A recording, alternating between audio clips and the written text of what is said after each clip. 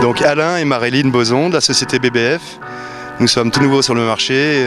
Nous avons voulu créer une cellule plus que moderne par rapport au marché actuel.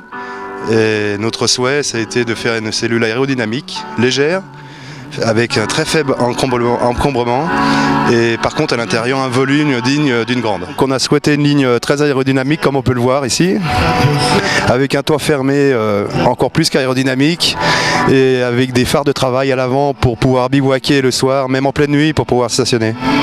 Comme vous pouvez le voir, on a un toit relevable avec des vérins à gaz qui se déplient sur une hauteur de 85 cm de façon à dégager l'intérieur et tout le volume disponible pour des couchages intérieurs, mais qu'on va aller visiter maintenant. Donc on a voulu en arrière un peu type baroudeur avec une roue de secours apparente. L'avantage de la roue de secours, c'est que ça nous libère complètement la place sous le châssis, l'ancien emplacement de la roue de secours, de façon à mettre des réservoirs d'eau supplémentaires ou de gasoil, ou de roue de secours pour aller beaucoup plus loin. La porte arrière s'ouvre en deux parties. Une partie haute et une partie basse, de façon à dégager un escalier assez agréable, comme on peut le voir là. Vas-y, monte. Donc une fois la porte ouverte, on a sur la droite en rentrant tout le tableau électrique, ce qui évite de rentrer à chaque fois dans la cellule pour pouvoir allumer la lumière ou l'alimentation du frigo avec tout ce qu'il y a derrière.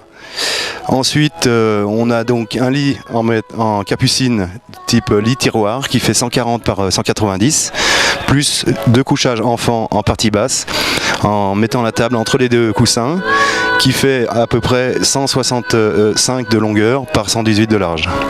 Sur votre gauche, vous avez donc tout un coin cuisine avec frigo à compression, plaque de cuisson de feu et un évier inox avec un robinet. Sur votre gauche, si vous rentrez un peu plus, vous allez avoir le coin douche. Donc on dispose également d'un coin douche sur le côté avec une petite pomme de touche avec un flexible de 2,50 m de long qui peut faire intérieur ou extérieur selon les besoins. On dispose également de deux placards ici avec des étagères, haut et bas. On dispose de deux grands caissons de rangement où nous sommes assis actuellement. Une fois le toit ouvert, vous voyez qu'on dispose de deux grandes fenêtres à droite et à gauche avec moustiquaire et un volet intérieur afin d'occulter la lumière. Une fois le lit déplié, qui vient à peu près à mi-hauteur des banquettes, ce qui permet de voir quand même deux personnes assises en bas. Si quelqu'un a envie de rester dormir dans la partie supérieure, il n'est pas gêné de façon à prendre son petit déjeuner, par exemple le matin, sur la table qui reste en place. La Gazelle peut se monter sur tous les pick-up du marché actuel, avec une version cabine approfondie qui dispose d'un rangement extérieur accessible des deux côtés. Et puis une version pour les doubles cabines qui supprime donc le rangement extérieur mais qui dispose de 4 portes pour le véhicule pick-up. Vous trouverez toutes les informations sur gazelle.fr.